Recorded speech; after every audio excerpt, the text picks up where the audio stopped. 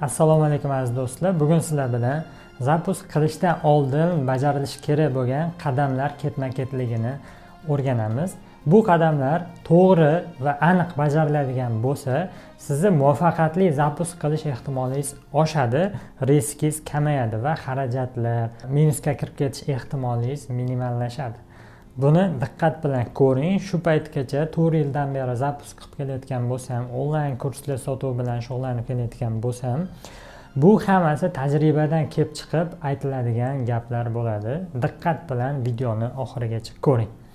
Demak, biz boshlaymiz. Birinchi navbatda bozorni analiz qiling. Noto'g'ri bozorga kirib qolmang. O'zi bu bozorda yaxshi sotuv bo'lyaptimi?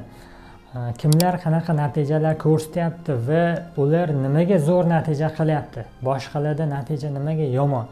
Hammasini analiz qilib chiqing. O'zi bu siz beradigan produkt, misol uchun kurs bo'lishi mumkin, ingliz tili kursi bo'lishi mumkin yoki qandaydir oilaga tayyorlov kursi, nimadir raqs o'rgatadigan sport kursi bormi, dieta bormi? O'zi bozorda qanaqa sotuvlar bo'lyapti? Hammasini analiz qilib chiqing. Bu yerda faqat uspeshniy, 100 tadan bitta muvaffaqiyatga erishgan prodyuserda yoki ekspertni ko'rmang. Misol bo'lishi mumkin, qaysidir rus tili eksperti 1 milliard sotuv qilyapti, 2 milliard sotuv qilyapti. Davay, men ham shu narsaga kiraman, 1 milliard, 2 milliard qilaman deb o'ylamang. Mana shu quyonlarning orqasidan katta boylik. Yo'q, ha? Qop pul ishlasa bo'ladi. Boy bo'lib ketarkanman-da. Xo'p, 1 milliard qilishiga nima sabab bo'lyapti? Prodyuserini topib gaplashing, ekspertni o'zini kuzating, odzivlarini ko'ring, o'quvchilarini analiz qilib ko'ring, nima natijalar beryapti, qanaqa odzivlar beryapti o'quvchilar, boshqa ekspertlarni, bozorga endi kirib kelayotgan ekspertlarni analiz qiling. Ular zapuski qanaqa bo'lyapti? Katta ehtimol bilan endi bozorga kirib kelgan ekspertlar zapuski 0 da yoki fail bo'ladi. Shularni hammasini analiz qilib chiqing. Siz berayotgan produktga o'zi talab bormi? Bu birinchidan. Odamlar qanaqa natija olyapti? Sotuvlar qanaqa bo'ladi? Narxi qanaqa? Hammasini o'rganib chiqing. Ana undan keyin bitta yo'nalishni tanlab, dietologiya bo'lishi mumkin, sport bo'lishi mumkin, vazn yig'ish bo'lishi mumkin. Hammasini o'rganib chiqib turib, bitta nisha tanlab olasiz. Bu bir, bozor analiz qilindi. Endi ikkinchi bizada kerak bo'ladigan narsa bu Expert tan lash. Ekspert tanlash. Xo'p, bozorni ko'rib chiqdik, bozor analizini qildik. Endi ekspertni qanaqa tanlaymiz? Nimalarga e'tibor berib ekspertni tanlashimiz kerak bo'ladi? Birinchi navbatda ekspertiza auditoriyasi unga nisbatan qanaqa? Aktivi zo'rmi? Birinchidan kommentariyalar yozyaptimi? Qanaqa kommentariyalar yozyapti o'quvchilar? Kommentlar ochiq emasmi? U odam nimadir hype qilaman deb reputatsiyasini tushirib qo'ymaganmi? Sen meni dardim, qanday ko'tardim, bilmayotgandim. Buni aniqlaysiz. Bu bir, auditoriyasini aniqladingiz. Ikkinchidan, storiesini axvatlari qanaqa? Millionta podpischik bor, lekin stories axvati 1000 ta yoki 2000 ta, 3000 ta. Bu juda ham past natija. Stories axvati eng ключевой narsa, chunki o'sha ekspertizni kuzatadigan, yaxshi ko'rib kuzatadigan, undan narsa sotib olishga qodir, u narsa sotib olishga, produkt sotib olishga tayyor bo'lgan odamlar har doim uni storiesini kuzatadi. Qiziq.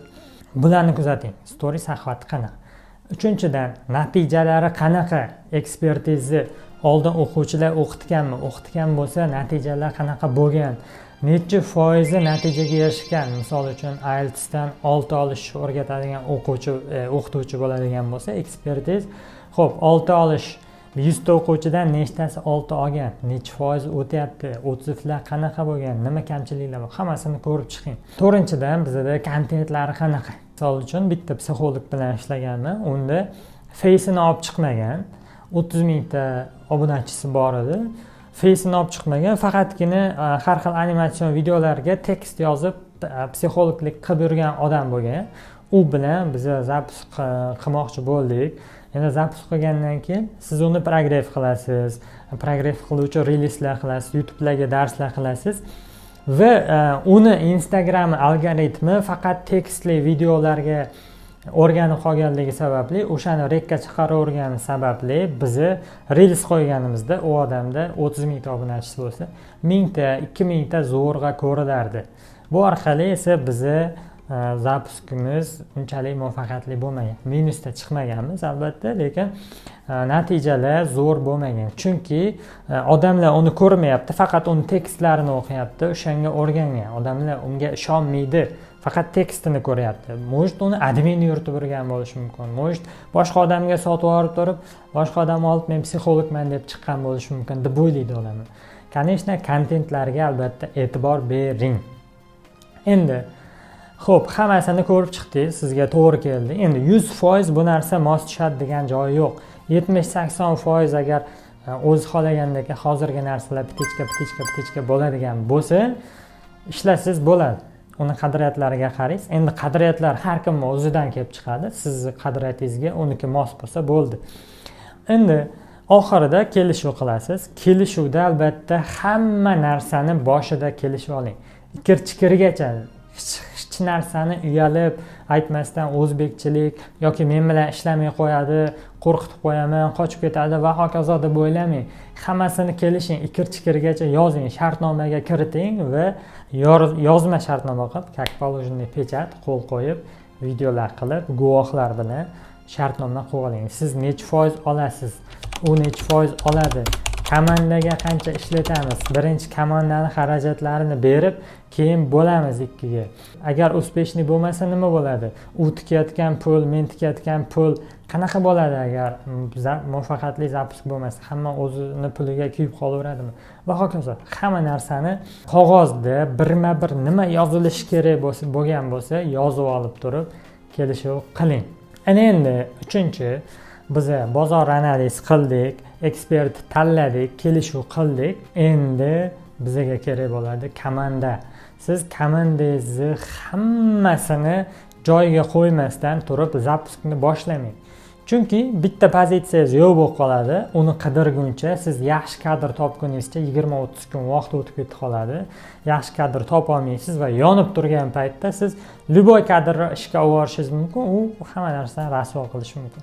O'shaning uchun komandani joyiga qo'ying. Komanda har doim shay tursin ishni boshlashga.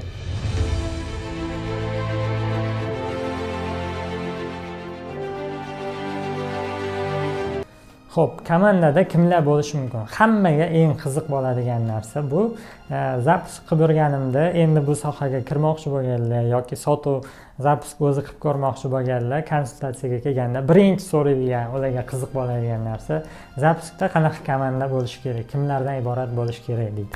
Xo'p, komandada birinchi navbatda o'z bo'lasiz, prodyuser bu.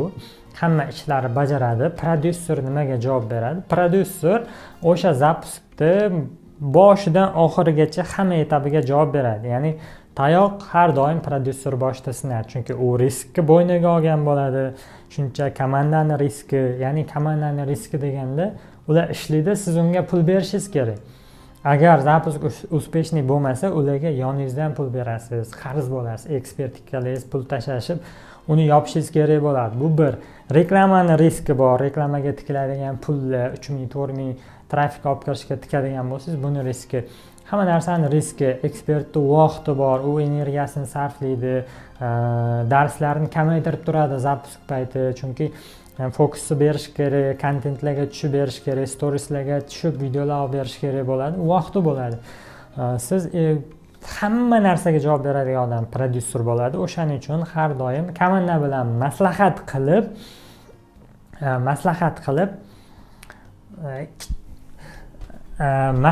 qilgandan keyin baribir oxirgi qarorni o'zi qabul qiladi prodyuser.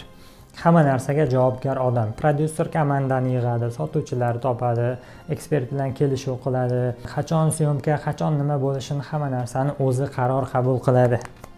Najmga o'xshab. Prodyuserdan keyin proyekt menejer bo'ladi. Proyekt menejer o'zingiz bo'lsangiz ham bo'ladi. Ya'ni prodyuser o'zi proyekt menejer ham bo'la oladi. Agar proyekt menejer olinadigan bo'lsa, juda ham yaxshi bo'ladi. Prodyuser stress kamayadi. Qisqasi hamma actionlarni proyekt menejer qiladi. Komandani boshqaradi. Xo'p, endi Proyekt menejer, prodyuserdan keyin sizga progreffchi kerak bo'ladi. Progreff storieslarda, reelslarda progreff qiladi va webinar kanali progreffini qiladi. Bu odam sizga kerak bo'ladi. Va progreffchi bilan ishlashdan oldin siz ekspertiza raspakovka qilgan bo'lishingiz kerak, kasdev o'tkazgan bo'lishingiz kerak. Shu ikkala narsani progreffchi so'raydi. Hop, uchinchi bizga kerakli odam media, ya'ni production, sizga syomkalar qilib beradigan, montajlar qilib beradigan komanda, bu production bo'ladi. Bu bitta odam bo'lishi ham mumkin. Masalan, menda Shahobiddin degan bratanim bor, o'zi syomka qiladi, o'zi montaj qiladi, o'zi sahnalashtiradi, hamma narsani o'zi qiladi. Shunaqa professional odam. Videografdan keyin sizga targetolog kerak bo'ladi. Targetlar yoqib, nastroyka qilib, target ssenariylarni yozishga. Undan keyin sizga eng asosiysi sotuvchi. Sotuvchilar kerak. Sotuvchilar sizga tushgan leadlarni обработка qiladi, sotuv qiladi, odamlarga telefon qilib sotib olmaguncha majburlaydi. Bu odam sotuvchi bo'ladi. Undan keyin sizga sayt, botlar, landing page'lar yasab berish uchun bitta saytolog kerak bo'ladi. Va dizayner, prezentatsiyalar dizaynni qilish, postlar, hamma grafik dizaynlar qilish uchun dizayner kerak bo'ladi. Hozir menda shunaqa pozitsiyalar bor, hammasi bilan ishlayman. Deta bir 8-9 ta 10 ta odam bizda zapusk qiladi. Zapuskda ishlaydi, komandamiz shunaqa. Endi eng anaqa webinar o'tkazadigan texniklar va hokazo narsalar outsource ishlatsangiz ham bo'ladi. Xohlasangiz prodyuser o'zi qilsa bo'ladi webinarlar. Masalan, men o'zim webinarlarni o'zim o'tkazaman. Shu hamma OBSda, boshqa Instagram, Telegram, YouTube'da bir paytda chiqadigan hammasini o'rganganman. YouTube'da darslari ko'p buni. Buni o'zingiz qilsangiz ham bo'ladi, chunki bitta texnik sizni webinaringizni o'tkazib berish uchun $100 pul oladi. Shunaqa komandani endi bu yerda eng asosiy narsa shu komandangizdagi 5 ta 6 ta o'sha hozir aytgan asosiy o'rinlarni o'sha topib qo'ygan bo'lishingiz kerak. Hech qaysi bo'sh bo'lmasin zapusk boshlashingizdan oldin. Va sizlarga eng asosiy narsani aytaman. Har doim xarajatlarni minimallashtiring. Zapuskdan pul tushadi deb hamma joyga pul ishlatib tashlamang. Qimmat kameralar, qimmat studiyalarga borib, komandaga odam olayotganda ham qimmat aytsa, u bilan kelishmasdan, bo'ldi-ki, davay, zapuskdan pul tushadi deb turib, xarajatlarni ko'paytirib tashlamang. Chunki zapusk bu risk narsa. Zapusk bu biznes.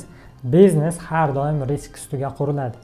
To'g'ri, sabablari qilinib, mehnatlari qilinib, o'sha qilinish kerak bo'lgan ishlar bajarilib, risk minimallashtiradi, lekin baribir risk bor. Siz bilmaysiz, kutilmagan joyda boshingiz toshga urilishi mumkin. Kutilmagan joyda sizning rejangiz o'zgarib ketishi mumkin. Rejadan tashqariga chiqib ketilishi mumkin. Kutuvlar boshqacha bo'lib qolishi mumkin. 30 ming kutyapsiz, 10 ming bo'lib qolishi mumkin va hokazo. Juda ham ko'p shunaqa joylari bor. O'shaning uchun har doim xarajatni minimallashtirishga harakat qiling. Xarajatlar kamaytiring. Mana shu etaplar zapusk boshlanishidan oldin bilishingiz kerak bo'lgan narsalar edi. Foydali bo'ldi deb o'ylayman. Sog' bo'ling, omon bo'ling. Agar savollar bo'ladigan bo'lsa, bemalol izohlarda yozishingiz mumkin yoki pastda kontaktimni qoldiraman. Unga aloqaga chiqishingiz mumkin bo'ladi. Sog' bo'ling, omon bo'ling. Gazini bosing.